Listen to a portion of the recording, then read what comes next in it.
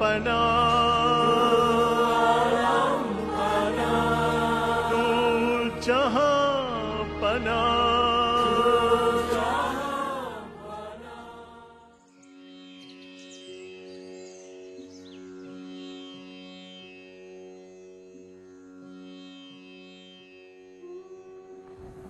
Keinginanmu untuk berbahagia tidak akan pernah terwujud karena kau mencarinya.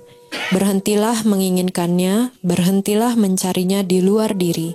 Sadari kebahagiaan itu ada di dalam dirimu. Temukannya di dalam diri sendiri. Pranam. Sairam. Saya kadang-kadang mendengar bhajan. Mujhe prem do, mujhe shanti do. Padahal Baba berikan aku ketenangan. Mujhe shanti do. Kedamaian. Baba sudah berulang kali mengingatkan. Mujhe shanti do. Mujhe itu ego. Do itu keinginan. Dan beliau memberikan contoh. Dalam amplop ada satu surat. Nah, amplop itu kalau dibuka, bagian atasnya itu adalah ego, mujhe, I. Bagian belakangnya adalah need, desire, want, I want. Dan di dalam surat, di dalam amplop itu ada surat yang sebetulnya adalah peace. Kalau kamu melepaskan dua-duanya, desire dan ego, peace itu akan terjadi sendiri. Sudah ada memang. Amplop ini nggak berguna, amplop ini harus dibuang. Setiap kali kita mengatakan I need, berarti ego kita masih utuh. Desire kita, craving kita masih utuh. Kalau ini dibuang, peace ada. Perjalanan panjang, kita butuh saling mengingatkan. Begitu kita berada di ashram, menjadi tugas kita masing-masing untuk saling mengingatkan. Tidak peduli orang mengingatkan kita itu orang yang jauh lebih tua, seumur kita, lebih muda dari kita. Kita harus mendengarkan, benar nggak sih? The art of listening. Kita harus mendengarkan, benar nggak sih? Apa yang dikatakan itu benar nggak? Tahun 75 saya ke Baba, setiap orang saling berjubel-jubel, tidak siap untuk menerima 500.000 orang.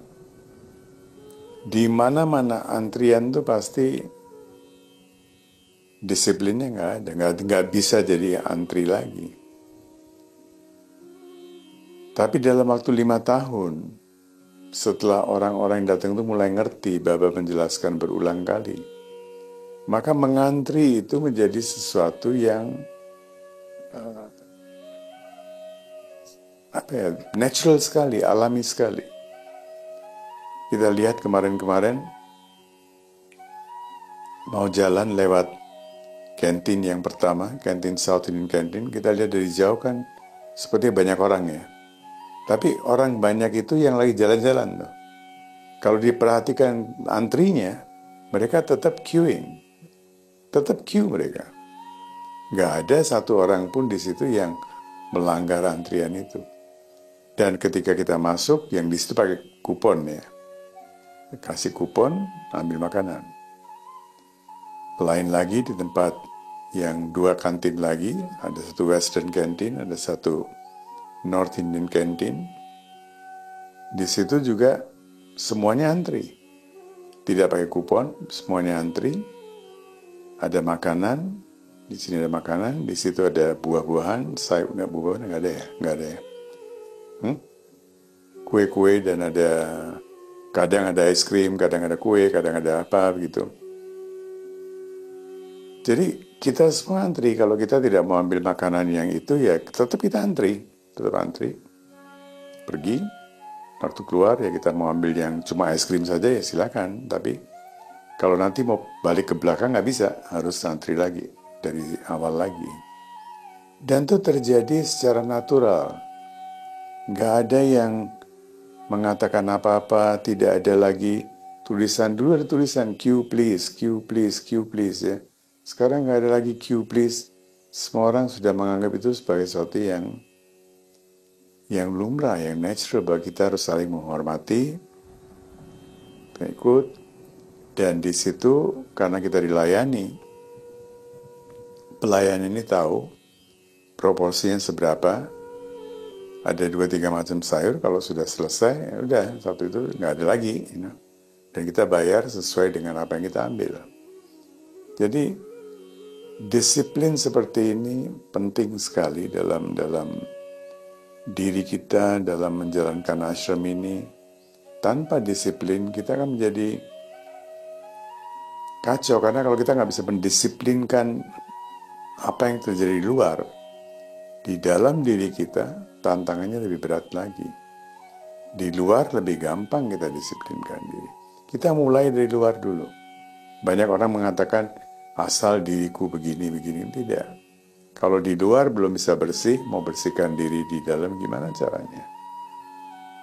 Kebahagiaan cari dalam, kedamaian cari di dalam, sumbernya dari situ. Dan dimulai dengan hal-hal kecil, kembali kepada sutra-sutranya Patanjali, hal-hal yang sangat sederhana, mandi, shoja, tidak melakukan ini, tidak melakukan itu, hal-hal yang sangat-sangat mudah untuk kita ikuti satu persatu. Kalau kita anggap susah, ya susah semuanya. Tapi kalau kita mau coba satu persatu, asteya, tidak berbohong, satya, tidak mencuri dan sebagainya, dan prigraha, tidak merampas hak orang dan sebagainya. Kenapa harus dicantumkan tidak? Dalam bahasa psikologi orang mengatakan, oh tidak, otak kita tuh nggak boleh dikasih bahasa negatif lah, inilah itu. Apakah Patanjali tidak ngerti psikologi manusia? Ada hal-hal yang kita tidak bisa melakukan seutuhnya. Coba selama seminggu nggak berbohong, sekalipun nggak berbohong, nggak bisa loh. Catat, hal kecil kadang-kadang hal-hal yang tidak ada relevansinya, tapi kita tetap berbohong. Tidak bisa seminggu tanpa bicara tidak bohong tuh nggak bisa. Maka dari itu diingatkan hal kecil, dan tanpa kita sadari bahwa kebohongan saya itu bisa mengakibatkan konflik, bisa mengakibatkan salah paham, bisa mengakibatkan apa. Kita nggak peduli, jadi kita sudah terbiasa berbohong, makanya jangan berbohong. Pelan-pelan, tidak bisa kita selesaikan dalam sekejap, tidak. Begitu juga tidak merampas hak orang dan sebagainya. Nggak berarti kita merampas hak dalam pengertian kita pergi ke tempat dan kita ambil uangnya atau apa. Tidak, merampas hak orang itu harus terjemahkan secara luas. Secara luas sekali. Sekian untuk malam ini. Terima kasih.